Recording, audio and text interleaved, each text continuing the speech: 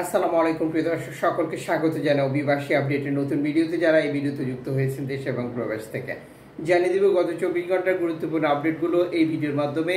আপনি নিজে দেখছেন, একজনকে দেখান, ভিডিওটি শেয়ার করে দিন, চ্যানেলটি সাবস্ক্রাইব করে ফেসবুক পেজটি ফলো করে যুক্ত থাকলে আমাদের প্রতিদিনই ভিডিও প্রতিদিন দেখতে পান।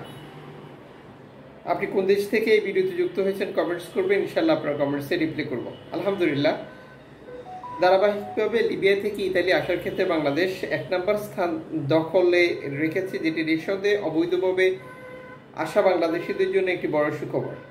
যদিও ইতালি কর্তৃপক্ষ নানাভাবে বাংলাদেশিদের এই আশা বন্ধ করার সর্বোচ্চ চেষ্টা চালিয়ে যাচ্ছে, কিন্তু তারা বারবার ব্যর্থ হচ্ছে। আর এই পরিস্থিতিতে ইতালি লিবিয়াতে অর্থায়ন আরও বৃদ্ধি করেছে।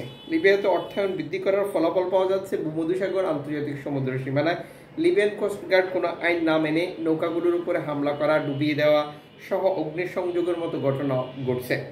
সাম্প্রতিক সময় এই সকল ঘটনা নিয়ে এনজিও সংস্থাগুলো তীব্র প্রতিবাদ জানিয়েছে। লিবিয়াতে অর্থায়ন যেমন ইতালি করছে, তেমনি ইউরোপীয় ইউনিয়নের বিভিন্ন দেশ করছে, যেটি অতি সত্বর বন্ধ করার প্রয়োজন রয়েছে বলে মানবাধিকার সংগঠনগুলো মনে করে।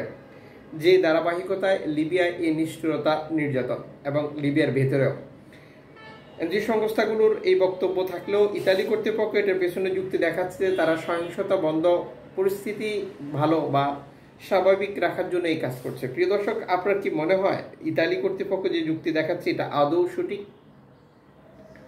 সেনেগালের উপকূল ব্যবহার করে, যেটা আফ্রিকার দেশ, আফ্রিকা থেকে স্পেনে আসার পথে 142 জন শরণার্থীকে আটকের তথ্য দিয়েছে সেনেগাল কর্তৃপক্ষ। সাম্প্রতিক সময় পশ্চিম আফ্রিকার দেশগুলোতেও ইউরোপীয় ইউনিয়ন অর্থায়ন করছে, যার মূল উদ্দেশ্য হচ্ছে শরণার্থী আটক করা, যেটার কার্যক্রম সেনেগাল এভাবেই করছে, যার বিনিময়ে তারা অর্থ পাচ্ছে ইউরোপীয় ইউনিয়ন থেকে, অঘোষিত অর্থ, যেটা পরিমাণ বলার বা জানার খুব একটা সুযোগ থাকে না।